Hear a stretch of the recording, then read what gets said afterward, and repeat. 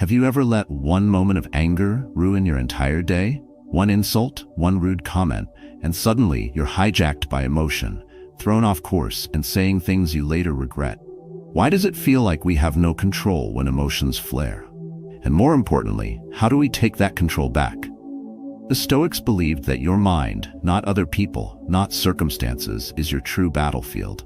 They taught that power doesn't lie in reacting louder, but in not reacting at all. In choosing calm over chaos, in refusing to hand over your peace to someone who doesn't deserve it. This video will show you exactly how to never get angry or upset with anyone or anything again. Not by suppressing your feelings, but by rewiring the way you respond. You'll learn actionable, battle-tested Stoic techniques to help you pause before reacting, detach from what doesn't serve you, and master your emotions like a warrior of the mind. You're not weak for struggling. You're human. Every man has faced the heat of anger and the sting of disrespect, but few ever learn to rise above it. That's where you change. So if you've ever felt exhausted from being emotionally hijacked, this is for you. Like this video, subscribe for more Stoic strategies, and share it with someone who needs their peace back. Because once you understand Stoicism, you don't just manage anger, you become untouchable. And that changes everything. 1. Reframe emotional outbursts as habits you can unlearn. You weren't born angry. You weren't born snapping at people in traffic, slamming doors, or replaying conversations in your head for hours. That reaction, what feels automatic now, was learned. Picked up over the years of stress, pride, and a world that constantly tells men they need to be tough, loud, and dominant. But here's the truth. Real strength isn't loud. It's silent. And the most powerful man in the room is the one who doesn't flinch, doesn't bark back, and doesn't let his peace be disturbed by small things. Anger is not just a feeling, it's a habit. And like any habit, it can be broken. But first, you have to see it for what it is. A chain reaction that only keeps going because you feed it. A guy cuts you off, your boss talks down to you, your partner says something sharp, and before your brain catches up, your mouth fires. That's the cycle. And most men stay trapped in it their whole lives, believing it's just who they are. But the Stoics saw it differently. They didn't see anger as a personality trait. They saw it as a weakness in disguise. Epictetus once said, "Any person capable of anger is a slave to it." That's harsh, but it's true. When you react blindly, you hand your power to the very thing that triggered you. You become predictable, easy to manipulate, and emotionally exhausted. Now, picture this. You're standing in line at the DMV. You've already been waiting an hour. Someone cuts right in front of you, bold as day. You feel it rise. Tight chest, clenched jaw, that urge to bark back. That moment right there, that's your battlefield. You either fight the same old war you always lose, or you pause and ask one simple question. Will getting angry make this better? You know the answer. You've lived the answer. You've lashed out before.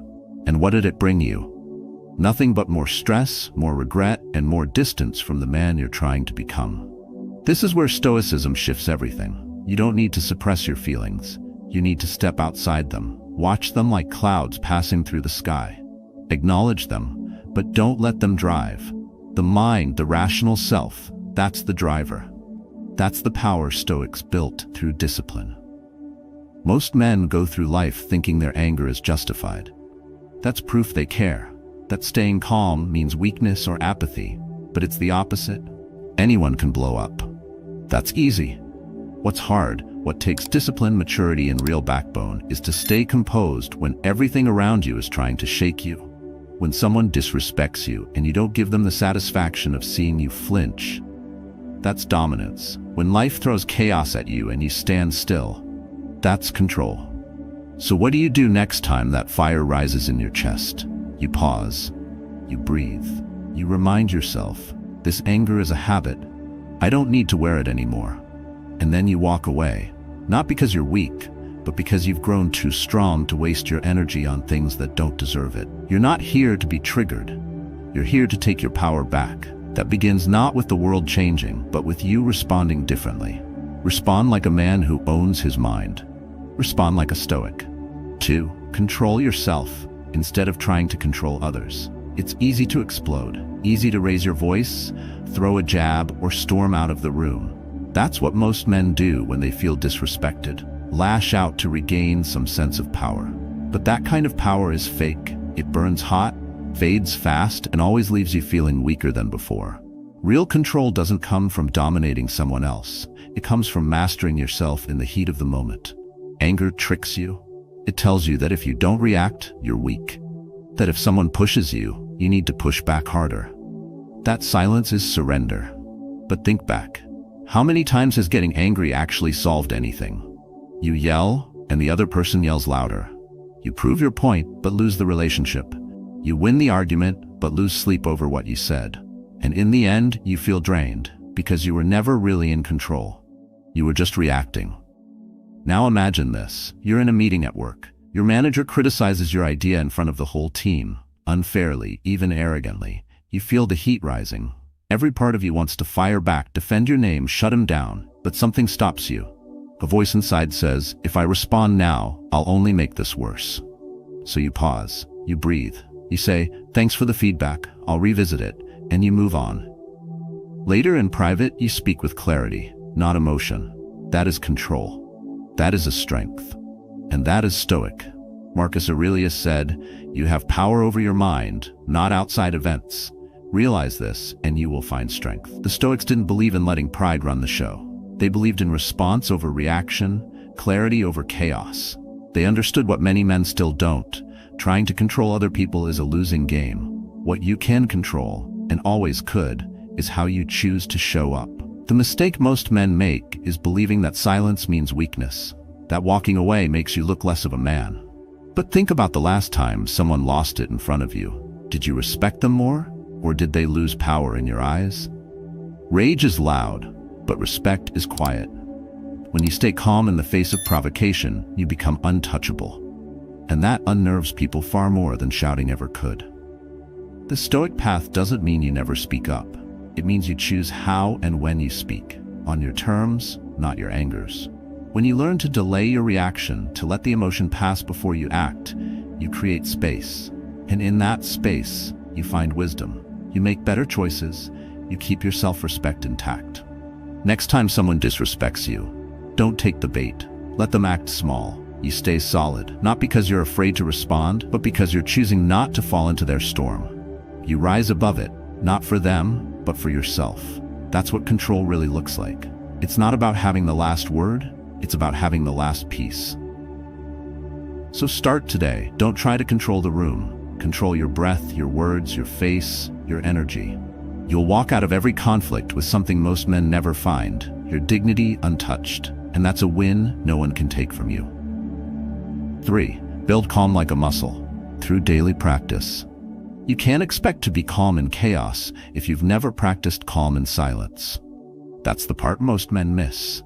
They wait until they're angry, disrespected, or overwhelmed, and only then do they try to control themselves.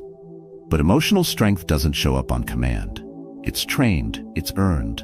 It's built in the quiet moments when no one's watching.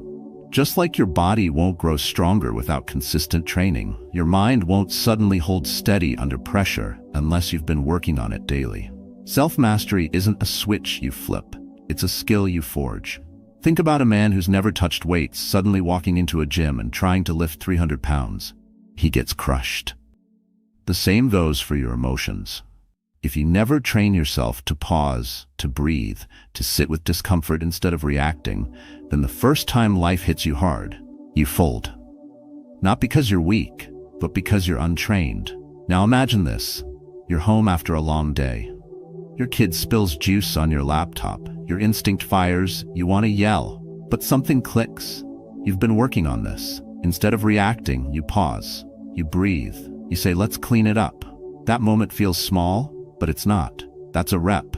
That's strength in action. And that rep will serve you in far bigger storms. Stoicism isn't a philosophy built for monks on a mountain.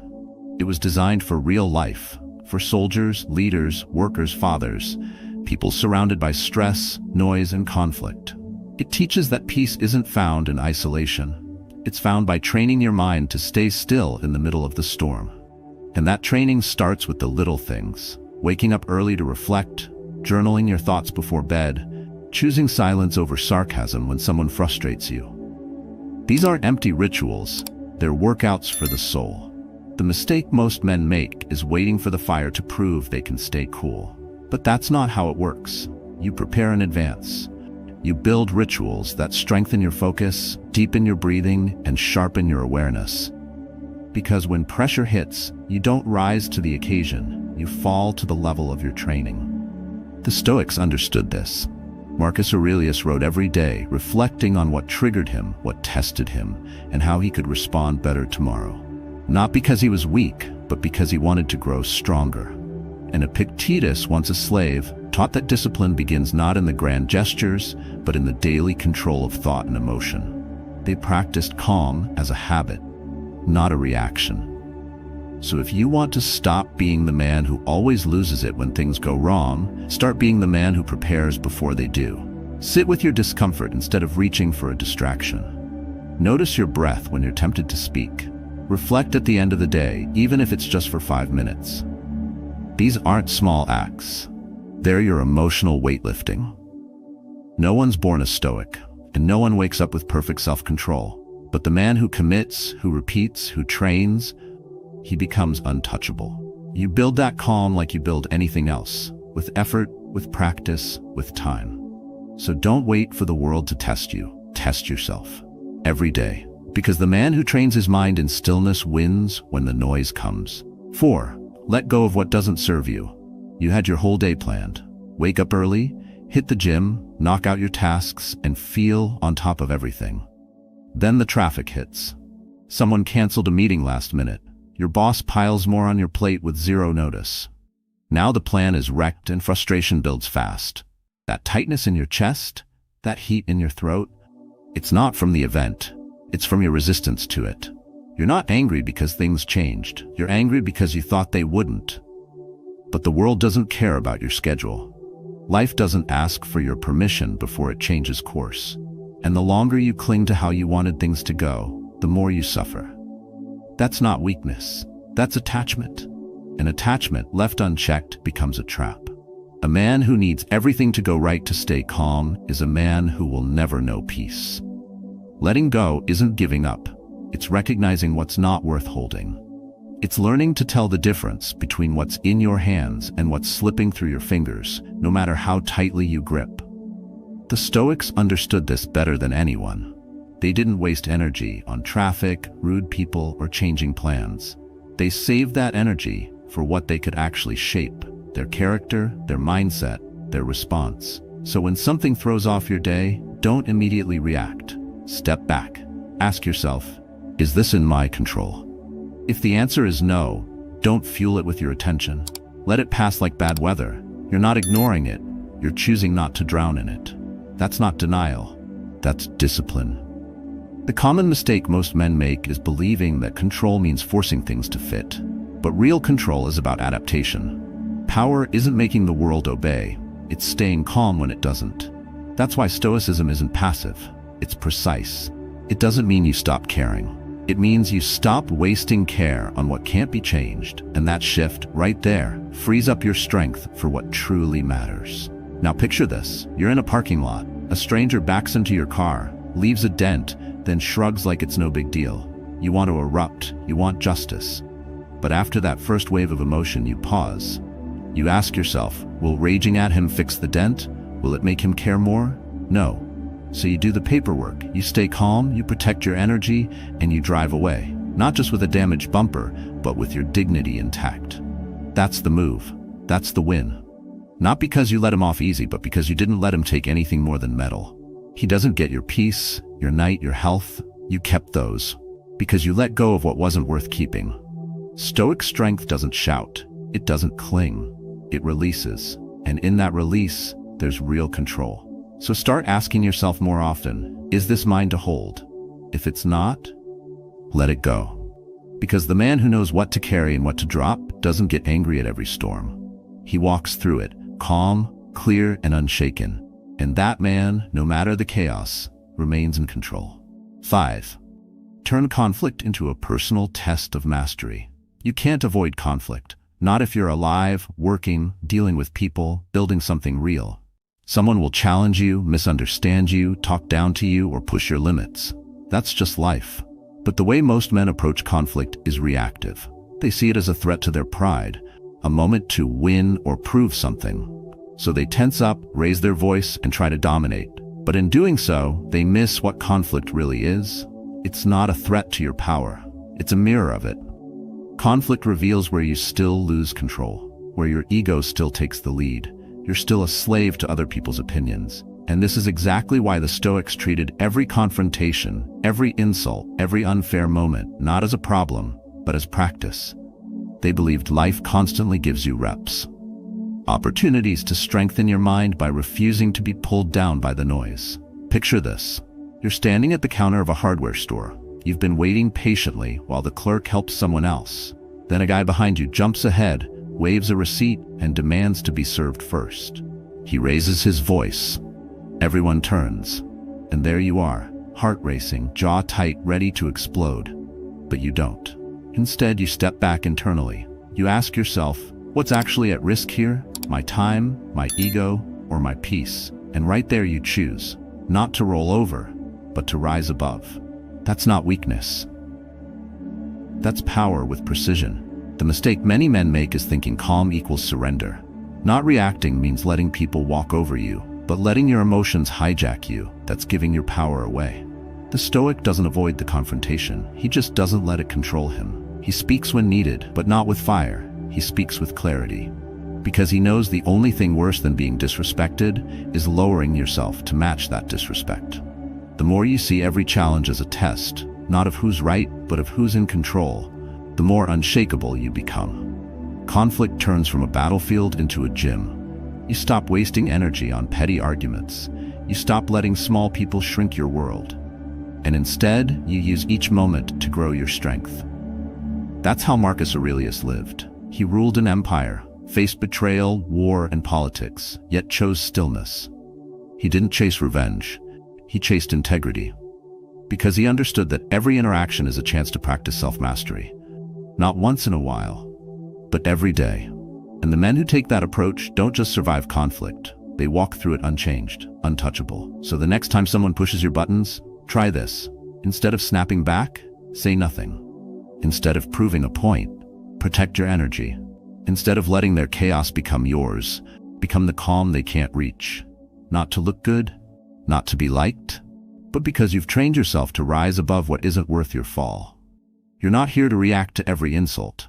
You're here to sharpen your edge. And every moment of conflict is a chance to do exactly that. Respond with control. That's how you win. And every time you do, you prove something far greater than dominance. You prove you've mastered the hardest battlefield of all, yourself. 6. Stay present. Because your imagination makes you angry. It's not the moment that makes you angry. It's your mind racing 10 steps ahead or spiraling 10 steps behind. You're not mad about what someone said. You're mad about what they meant, what might happen next, what it says about you, what you should have said back. That noise in your head? That's where most of your suffering comes from. And until you learn to stop living in the past or the future, you'll keep losing control in the only moment that matters, now. Men don't talk about this much, but it happens all the time. You get cut off in traffic. That's 3 seconds of inconvenience. But in your head, you replay it for the next 30 minutes. You imagine confronting the guy, yelling and showing him who's boss. You carry that weight into your next call, your next meeting, even your dinner table. The moment's gone, but your mind drags it like a chain. And that's how small things become heavy burdens, because you never learn to let them go at the moment they happened. Stoicism cuts through this mental clutter like a blade. It says, you only ever have now, and now there is no insult, no imagined outcome, no history to fix. There is only breath, action, choice. Marcus Aurelius trained himself to snap back to the present every time his thoughts wandered. He reminded himself, you could leave life right now. Let that determine what you do and say and think. Not tomorrow, not after you win the argument. Right now. The common trap is believing your thoughts are facts. That's just because you're thinking it. It must be true. But most of what you react to isn't real, it's imagined. The Stoics understood that an untamed mind is the root of unnecessary pain. that your imagination, if left unchecked, will build enemies that don't exist and arguments that never happened. Try this instead. You're walking into a conversation with someone you don't like. You're already bracing for conflict, expecting disrespect. That tension? It's not from anything they said. It's from the future you've already created in your head. Stop. Come back. Be in the moment. Maybe they will say something rude. Maybe they won't. Either way, you'll handle it better from a grounded mind than a racing one. This is why the practice of mindfulness isn't just spiritual fluff. It's a tactical advantage. It keeps your head clear when your instincts want chaos. You don't have to sit cross-legged for an hour to get it. You just have to notice your breath, your posture, the sound in the room, the feeling of your feet on the ground. Every time your mind wants to spin stories, you bring it back. You train it, like a muscle, to stay here. And when you do, you stop overreacting to things that aren't even happening. You stop reliving what you can't fix. You stop rehearsing what you don't need to say. You start responding, not from anxiety, not from fear, but from presence. That's where your calm lives. That's where your power lives. You don't control what has already happened. You don't control what hasn't happened yet, but you do control now. And if you can own now, even just for a few breaths, you're not just practicing Stoicism, you're living free. And that's the kind of strength no one can take from you. 7. Drop the weight of resentment before it ages you. Resentment doesn't just poison your mind, it wears your body down. You've seen it. The man who looks tired even when he's rested, who walks heavy even when he carries nothing, who flinches at kindness because he's used to betrayal. That weight isn't physical, it's emotional. And the longer you hold on to anger, blame, and bitterness, the more it eats away at your energy, your clarity, your ability to feel light again. Most men don't even notice it happening. They think they've moved on just because they're silent. But silence isn't healing. And just because you don't talk about it doesn't mean it isn't shaping how you speak, how you trust, how you live. That grudge you're holding from 5 years ago, it's on your shoulders now, in your sleep. How fast you snap when someone barely crosses a line. And that's exactly why the Stoics viewed forgiveness not as some moral obligation, but as self-preservation. Letting go isn't about making peace with what was done to you. It's about refusing to let it keep owning you. Because every ounce of resentment you hold robs you of peace in the present. And no one deserves that kind of power over your life, not even the person who wronged you. Epictetus said, "You may fetter my leg, but not even Zeus can get the better of my will." That's what forgiveness is. Not approved, not forgetting, but refusing to be shackled from the inside. Think of a moment when someone crossed the line. Maybe they lied, left, or embarrassed you in front of others. You told yourself you'd never forget, and maybe you didn't. But every time you think of them, your stomach tightens, your energy drops, your peace leaves. That's not a strength. That's self-inflicted punishment. You're reliving what they did long after they've forgotten it. And that's the trap, thinking that holding on protects you, when in fact it weakens you. The Stoic doesn't hold anger like armor.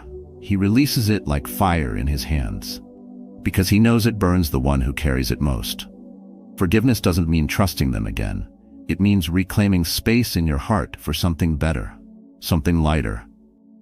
And it starts with one choice. Stop feeding the story of what they did. Every time you replay the offense, you reinforce the wound. So stop rehearsing pain. Start protecting your energy. You're in the break room. Someone throws a slick comment. You know it's a jab. You could clap back. You could carry it home. Talk about it with your buddy.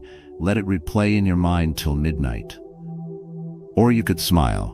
Not because you're weak, but because you're done carrying trash that isn't yours. You breathe. You walk out.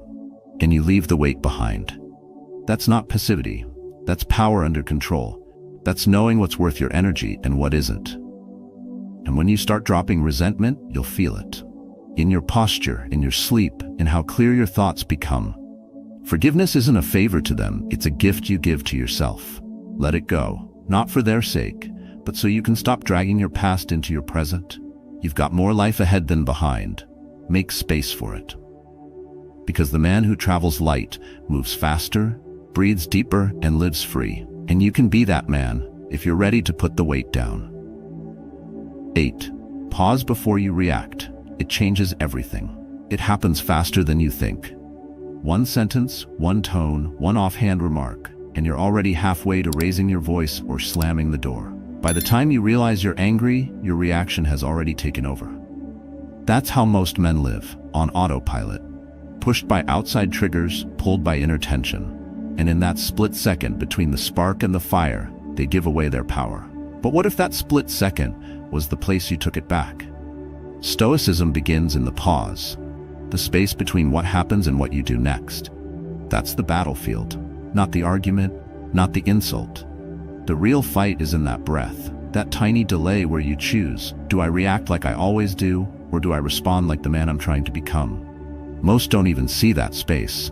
Their emotions outrun their awareness. But once you start recognizing it, you realize how much control you actually have and how often you've been throwing it away. Let's say you're at home. Your teenage son talks back again. That tone, that look in his eyes, it stings, you're about to snap. But something holds you. You take one breath, then you say, I'm going to respond in a minute. That move right there, that's power. Not silence out of fear, but restraint with purpose. You've just interrupted a cycle that's played out for years in millions of households, and now you're writing a new one. The mistake is believing that if you don't react fast, you'll lose respect. That hesitation means weakness. But what you gain in those 2 seconds is clarity. You give your brain time to process, to decide, to aim. That's what the Stoics trained for, not the absence of emotion, but the mastery of timing. Marcus Aurelius didn't say don't feel. He said don't act unless it serves the greater good. And that good often starts with silence. We live in a world that rewards fast reactions. Text back now, respond now, defend yourself instantly. But emotional discipline isn't about speed, it's about accuracy. Saying the right thing at the right time with the right tone. And you can't do that if you let adrenaline do the talking. You need to stop, to breathe, to name what you're feeling before it becomes something you regret. It doesn't take years of meditation. It takes one choice. When the pressure hits, you pause. You tell yourself, I don't need to react yet. You walk to the other room. You take 10 deep breaths. You ask, what's the outcome I want here? And then, only then you speak. You move. You act. Not from ego, from intention. The Stoic man isn't cold. He's clear. He's not slow. He's steady. He doesn't repress what he feels. He commands it. Because in that pause, he sees more. He sees the consequences, he sees the opportunity, and he steps into both with a steady hand. So from this point forward, treat every moment of tension as your training ground. When your heart starts to race, when your face heats up, when your fists want to clench, don't move. Not yet. Let the moment settle, then decide how to own it. Because the man who masters the pause doesn't just win the argument, he wins himself. And that is a victory worth choosing again and again. Now you know. You are not a prisoner of your emotions. You are not bound to anger, resentment, or the need to react. What the Stoics taught, what men like Marcus Aurelius and Epictetus lived, is that calm is not given, it's earned. Self-control is not about denial, it's about discipline. And peace isn't weakness, it's power, sharpened in silence. We've explored how anger is a habit that can be unlearned, how real strength comes from mastering yourself, and how emotional calm is built like a muscle through small, daily choices. You've seen that letting go is not surrender, but wisdom. Staying present is the best defense against stress. And that in every moment of tension, you have a window, a pause, where your character is forged. This isn't theory, this is your life. It's in the way you respond to your partner, how you hold your ground in meetings, how you walk away from noise and stand firm in your values. Each moment is a chance to practice. And the more you practice, the more natural it becomes. This is how you stop being triggered by everything and start becoming untouchable. So I invite you, begin with today. Train your breath, hold your words, master your pause, and build a mind that cannot be shaken by what it cannot control. If this message spoke to you, share your story in the comments. What moment tested you recently? What have you learned from holding back? We learn by reflecting, and we grow by helping others do the same. Because in the end, the man who can master himself, his thoughts, his reactions, his energy, is the man who owns his life. And that is the kind of strength that endures. It's not what happens to you that harms you, but how you choose to deal with it. Epictetus. Ever feel like your mind's racing, you're talking more than you mean to, and focusing on everything except what truly matters? In a world drowning in noise, where quick opinions are mistaken for strength and knee-jerk reactions pass for smarts, plenty of guys have lost their footing. They're burned out, scattered, and disconnected from their own power. But the Stoics figured it out long ago. Real strength isn't about doing more, it's about doing better. It's not about shouting louder, it's about knowing when to stay quiet.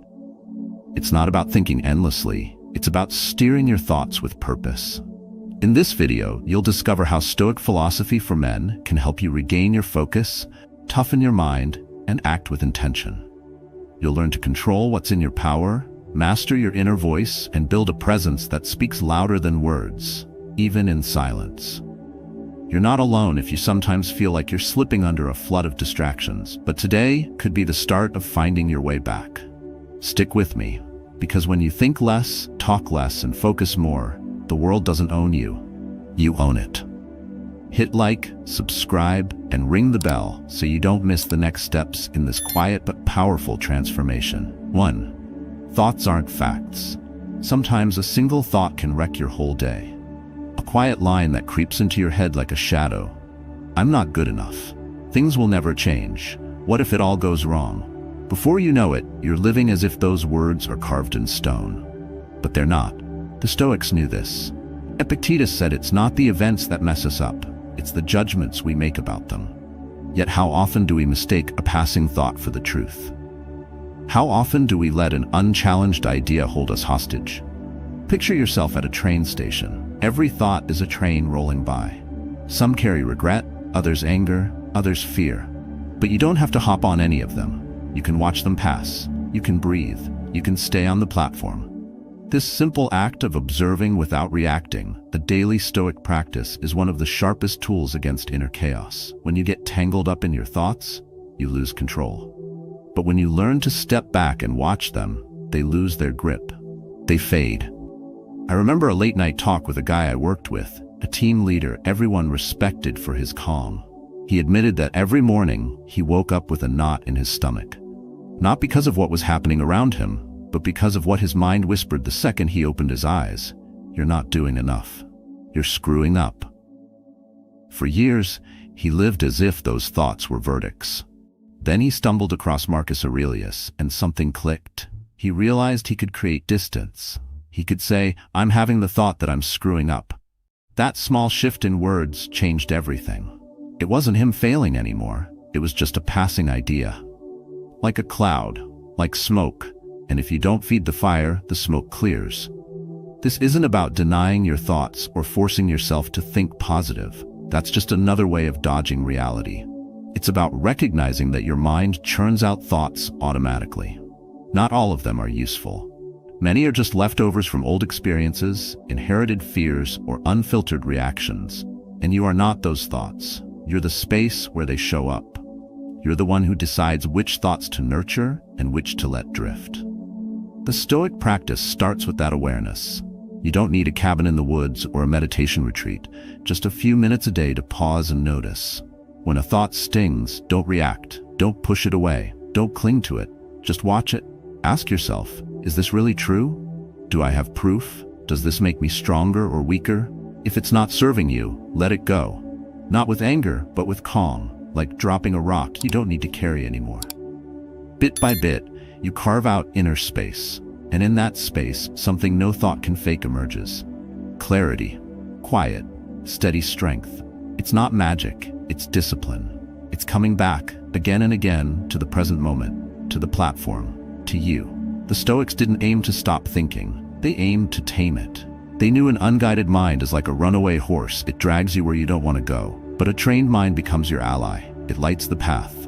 And most importantly, it lets you walk it freely. So next time a voice in your head says you can't, you're not enough, or it's too late, breathe. Don't board that train. Stay with yourself. Because your thoughts don't define you. What you do with them does. That's the real strength. Quiet, internal, unshakable. 2. The power of saying less. The stronger your soul, the less it needs to justify itself. Marcus Aurelius. Some silences make people squirm. Others command respect. In a world where fast talking is mistaken for smarts and loudness drowns out truth, choosing to say less is an act of defiance, not against others but against your own ego. The ego always wants the last word. It wants to clap back to be heard. But you're not here to prove anything. You're here to master yourself. There was this guy in our office meetings everyone steered clear of.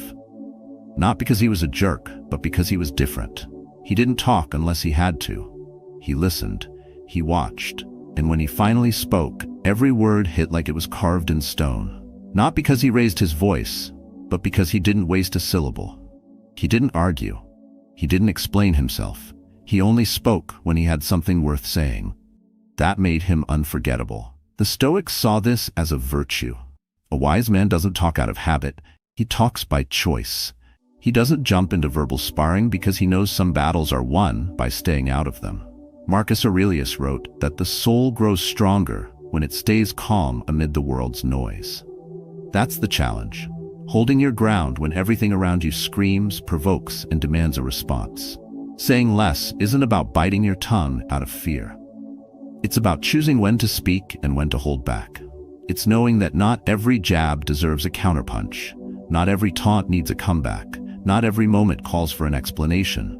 When you respond to everything, you hand your energy to the world. You scatter yourself.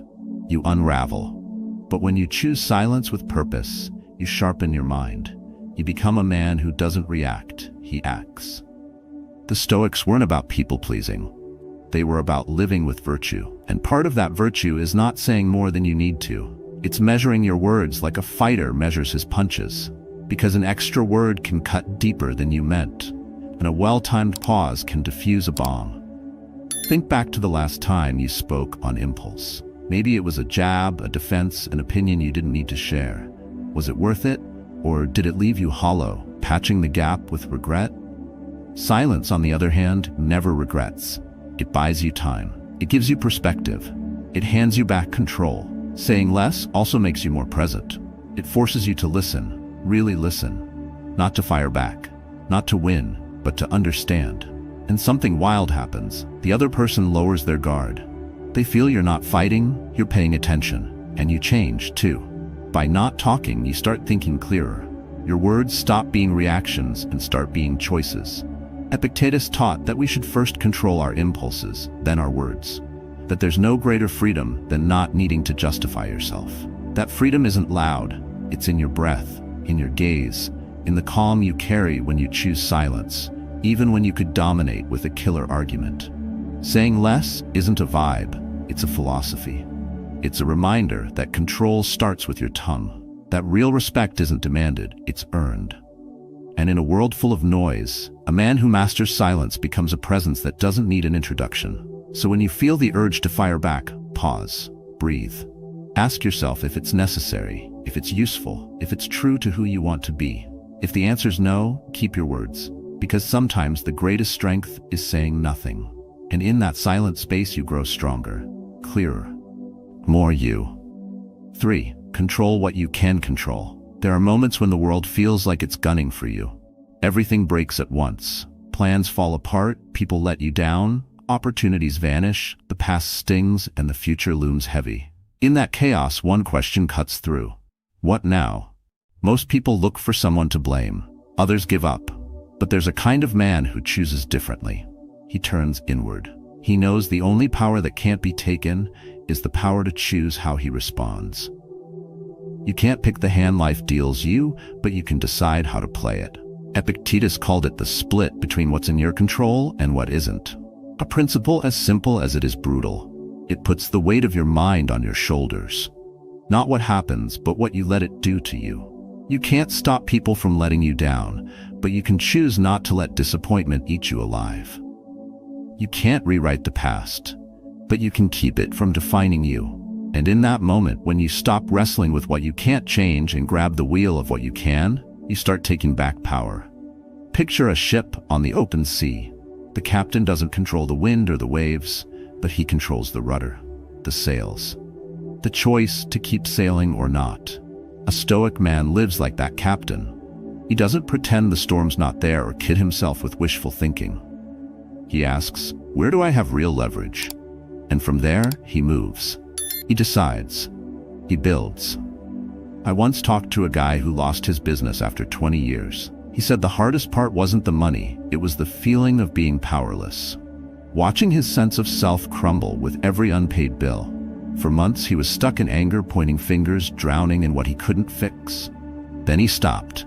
He grabbed a notebook and made 2 columns, one for what he couldn't control, one for what he could. His routine, his mindset, his discipline, his willingness to start over. From that day, he didn't just rebuild a business, he built inner peace, because clarity gives you strength, and focus makes you untouchable. Marcus Aurelius, who ran an empire, knew not everything was up to him. He wrote to remind himself that happiness doesn't come from the outside, it comes from the quality of your thoughts. An emperor who could command armies couldn't command fate, yet his real power was in how he responded. By not whining, by not quitting, by staying steady in his core while the world spun out of control. Controlling what you can doesn't mean making everything perfect. It means taking the helm no matter the storm. It means when everything's shaking, you choose what stays solid inside you. Your calm, your purpose, your deliberate action. It means living from your roots, not your reactions. If you ever feel like you've lost your way, stop, breathe. Look hard at what you're trying to control and let go of what's not yours. Then pour all your energy into what you can move, no matter how small it seems. Because when you choose with clarity where to put your strength, every action becomes cleaner, sturdier, yours. That's what keeps a man from breaking even when the world falls apart. Not his luck, not his circumstances, but his relentless choice to return to what matters. Because that's where real transformation begins. Not out there, not tomorrow, but now. In what you choose to think, in how you choose to respond, in who you choose to be when no one else gets a say. 4. Focus on what makes you grow. Maybe you've been there. A conversation ends, but you keep replaying it in your head for days. A mistake from months ago still keeps you up at night. Someone hurt you, and even though they're long gone, the wound's still raw. Not because of what happened, but because you keep feeding it. Your mind's like fertile soil. It grows whatever you plant. If you sow pain, guilt, or resentment, don't expect to harvest peace. The problem isn't remembering. It's staying stuck there. In that moment, in that thought, looping like a broken record. Sometimes, without realizing it, you turn your mind into a prison, and you're holding the key. But you're not doomed to stay trapped, because what you think isn't a life sentence. It's a choice. This isn't about ignoring the past or pretending everything's fine. It's about redirecting your attention over and over to what builds you up, what makes you stronger. A man who keeps looking back doesn't move forward, no matter how fast he's running. It doesn't matter how hard you try if your focus is on what you can't change. But when you choose to look where there's light, something opens inside you. Not loudly, not instantly, but it opens. And that's where real growth starts. Marcus Aurelius, in the middle of wars, betrayals, and illness, wrote in his quiet nights that the soul grows stronger by focusing only on what's essential. On what life demands of you today, not plus, not yesterday, not tomorrow, today. Because the present, flawed as it is the only place you can act. Your attention is the bridge between who you are and who you could become. Every time you catch your mind wandering and pull it back to now, you're flexing that invisible muscle called self-discipline. Think about any day of your life. You've had thousands of thoughts, some fleeting, some heavy, but only a few shaped your actions. Only a few stole your energy. The trick isn't to stop them, it's to stop feeding them. To do that, you need to come back. Back to your breath, back to your body, back to what actually matters. A guy once commented on a Stoic video I saw, "Every time I start moving forward, my mind drags me back to the same memory, to the same person who hurt me, and I lose hours there, like it's still happening." I got it. We've all been there. But the key isn't to run from the thought. It's time to face it, acknowledge it. Then, with resolve, decide it doesn't get any more of your space today. Even if it's just for an hour, send your energy towards something that pushes you forward. The Stoics didn't talk about bottling things up. They talked about transforming. Taking that emotion anchoring you down and using it as a signal of what you still need to release. That transformation starts with a quiet choice, what you give your attention to. Every time you choose to focus on what adds value, reading, training, building, you're telling the world and yourself, I'm not wasting another day on what I can't change. You can't control every thought that pops into your head, but you can decide which ones stick around. And that decision, made day after day, becomes your character, your direction, your strength. A strength that doesn't shout, but it shows in how you look, how you move, how you choose, in how you keep pushing forward quietly while others stay stuck in their own storms. Focusing isn't a gift, it's a skill. And like any skill, it gets sharper with practice. So when your mind tries to pull you back to pain, to the past, to chaos, don't fight it. Don't follow it. Breathe, acknowledge, and come back. Because where you place your attention, your life grows. 5. Accept what is. If you're pained by something external, the pain isn't from the thing itself, it's from your perception of it. And you have the power to change that perception. Marcus Aurelius. Most men don't crumble under the load, they crumble from fighting it. They want life to be different. They want people not to let them down. They want the past to stop hurting. They want things to go as planned, but they didn't. And the more they wrestle with that reality, the more they wear themselves out, the more they break inside. Because it's not the weight that crushes you, it's how you carry it. Acceptance isn't giving up. It's not sitting back. It's stopping the fight against what's already done. It's looking square at the loss, the mistake, the betrayal, and deciding they won't define you, that you won't build who you are on what went wrong. Because as long as you keep wishing things were how you wanted, you're chained to a fantasy. But when you accept, you breathe. And from that new calm, you can pick a new path. A guy emailed me a while back. He said he'd spent years chasing his dad's approval, tried to be the perfect son, the hotshot professional, the tough guy. But nothing was ever enough. Then his dad passed away. The loss was brutal, but worse was the unresolved weight, the years he spent trying to be seen, accepted, valued. Then he read Epictetus and got it. Freedom starts when you stop begging for permission to be you. Living for someone else's nod is living in shackles, even if they're invisible. That day, he started talking to himself with respect, not because his dad gave it to him, but because he decided he didn't need it anymore. The Stoics taught that we can't control how the world sees us, but we can control how we see ourselves. Everyone's filtering reality through their own scars, beliefs, and fears. So if someone shuts you out, it doesn't mean you're worthless. It means they couldn't see your worth. But you can. You have to. Because if you don't, no one else will. Acceptance is also about dropping the guilt. That inner voice droning on about what you should have done, could have avoided, what you lost. The past can't be rewritten. It can only be understood and used as raw material to build. When you accept something's over, you can start again. Not from nothing, but from experience. Resilience isn't just enduring. It's learning. It's growing with every fall. Not with anger, with purpose. Not in a rush, with direction. Because every hit that doesn't break you reveals you. It shows what you can hold, what you can leave behind. And yeah, loneliness comes with it. When you stop living for approval, some people drift away. You don't fit their mold anymore. You're not easy to handle. But that's part of your freedom too. Being alone as your true self beats being surrounded but cut off from who you are. So next time something doesn't go your way, don't ask, why me? Ask, what can I do now with what I've got? Don't wait for life to line up before you start living. Start now, with what's here, with who you are, with what you know today. And every time you do, you'll feel something shift inside. Not noise, not hype, something deeper, a root, a strength that doesn't come from the outside, but from accepting finally that you don't need to be anyone else. You just need to be fully you. Even when it hurts, even when it's hard. Because in that acceptance, your real transformation begins. 6. Embrace silence for clarity. There's a noise you can't hear, but it wears you down. It's not from the street, your phone, or other people. It's from inside, from a mind overloaded, chasing everything, trying to fix, solve, respond. We're surrounded by stimulation, opinions, comparisons, demands. From the second you wake up to the moment you crash, there's a constant push. Do more, know more, be more. And in that barrage, what you lose isn't time, it's direction. Without silence, everything blurs together. And when everything feels the same, nothing really matters.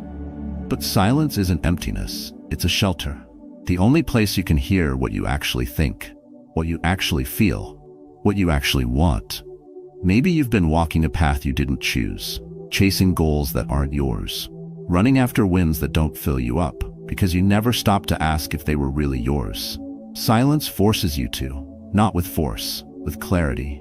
Because when the outside world quiets down, what's left is who you are. A guy who watched my videos every day told me he used to pack his schedule tight, couldn't stand downtime, not even 10 minutes of nothing. He said if he wasn't busy, he felt worthless. But one day, in the middle of a panic attack, he forced himself to sit. No music, no phone, no one. 5 minutes, just 5. And in those 5 minutes he cried, not from sadness, from truth. He realized how much he'd been running, how much noise he'd used to drown out what he needed to face. Now, every morning starts with silence, not because it's easy, but because it's necessary. Because that's where he found answers no book or advice could give. The Stoics didn't shy away from silence, they leaned into it. Marcus Aurelius wrote at night alone, not to show off, but to hear himself, to sort his mind before making choices that shaped an empire. He knew a noisy mind isn't a free mind, it's trapped in the clutter of what doesn't matter. Epictetus taught that the wise don't speak out of habit, but out of need. And what's left unsaid often says more than any speech. Silence lets you see. See what's worth your time and what's just a distraction. See who you are without the world's eyes on you. See your habits, your fears, your deepest wants. But it takes guts. Because silence also confronts you. It shows you hard truths. It reminds you of what you've been dodging. But that's where change happens. Not in comfort, but in the uneasy space where you stop running. If you're lost, don't chase more noise. Chase more silence. Turn off the clutter. Shut your mouth for a second, not because you've got nothing to say, but because you need to hear yourself first. You need to reconnect with what matters. And that's not out there. It's not in the next goal or the next answer. It's in that quiet point where everything stops, and you finally meet yourself. The world won't hush for you. There'll always be more news, more demands, more voices. But you can choose not to tune into all of them. You can create a pause, a gap, a sacred space where you're you again, not what's expected, not what's copied, but what you are. Because only a man who can be quiet can truly listen. And only someone who listens to what matters can live with purpose. Silence isn't weakness, it's a mark of inner control, of mental clarity, of real power. 7. Talk less, think more. Most guys don't get in trouble for what they don't say. They get in trouble for what they say without thinking. A word spit out in anger. An opinion tossed without care. A response fired off on impulse. And that's where the damage starts. Not always out there, but inside. Because every time you speak without awareness, you drift a little further from yourself. In a world where everyone's scrambling to be heard, the man who knows when to stay quiet stands out. Think of your mind as a blade. Every word you speak is a swing. If you don't train that blade, it'll cut you deeper than anyone else. But if you learn when to swing, when to sheath it, when to sharpen it in silence, you become hard to rattle. Talking less doesn't mean you're worth less. It means you've got more direction, more control, more clarity. Because not every thought needs to be voiced. Not every feeling needs to be aired. Not every comment deserves your response. A guy reached out after a family blow-up. He said he lost it over something small, but the anger had been building for weeks. From words he didn't say when he should have, from emotions he ignored, from judgments he threw like daggers. When it was over, he felt empty. Because deep down he knew those words weren't his truth, just echoes of the inner mess he didn't catch in time. So he started a rule: pause before answering. Even if it's 2 seconds, even if it feels like nothing, those seconds changed how he lives. Because they gave him room to choose, to think, to respond calmly. The Stoics leaned hard into the power of the pause. Epictetus said we're not thrown off by events, but by how we interpret them. And that interpretation usually kicks in before you open your mouth. So the guy who masters that tiny gap between trigger and response doesn't just win arguments, he shapes his character, his path, his energy. In a heated moment, silence can be your sharpest defense, not because you're out of ammo, but because you know not every fight's worth your fire. In a big conversation, a pause can give your words more weight than any volume. Because what's said without rush, without anxiety, without needing to win, lands differently. Speaking with intention is an art, and like any art, it takes practice, awareness, guts to not get sucked into the noise. Today we're bombarded with prompts to react, to post, to weigh in, to prove something. But showing restraint isn't bottling up, it's choosing where your words come from ego or from the center, from hurt or from wisdom, from needing to be heard or from the freedom of not needing anyone's thumbs up. That's what separates a reactive man from a grounded one. You won't always control what you feel, but you can control how you express it. You can learn to watch your thoughts without letting them speak for you.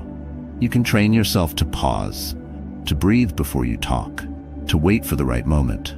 Because the man who masters his words doesn't just communicate better, he respects himself more. And a man who respects himself gets respect. So next time you feel the itch to fire back, stop. Not because you're weak, but because you're strong. Not because you're scared, but because you're focused. Because talking less isn't holding back, it's letting go of what doesn't need to be said. And that, in times like these, is a quiet kind of power few ever master. You can be one of them. Real strength isn't about lifting heavier weights or yelling louder. It's forged in silence. In the moments you choose to think before you react. In the days you decide to zero in on what you can control. Every time you speak with purpose or stay quiet with wisdom. Today, we covered 3 pillars that reshape a man. Think less, talk less, focus more. And it's not some far-off ideal. It's a daily practice. A way of living that's built with every choice, every conscious breath, every thought you observe, without letting it become your truth. When you realize your thoughts don't define you, that your silence is strength, and that your focus shapes your path, something shifts. Not out there, in here. You stop needing to prove your worth to the world, because you carry it, because you remind yourself, because you've learned that peace, discipline, and clarity aren't for the lucky few. They're skills you build, sharpen, and defend. So start today. Don't wait for the perfect moment. Use what you've got. Breathe. Pause. Choose. And if you ever waver, come back to this video. Let every word here be a nudge. Your mind doesn't run you unless you let it. Your voice doesn't lose value by staying quiet, and your focus is the most powerful tool you've got. If any of this hits home, drop it in the comments. Where do you need more silence? What are you choosing to let go of? Your story might just spark another guy to find himself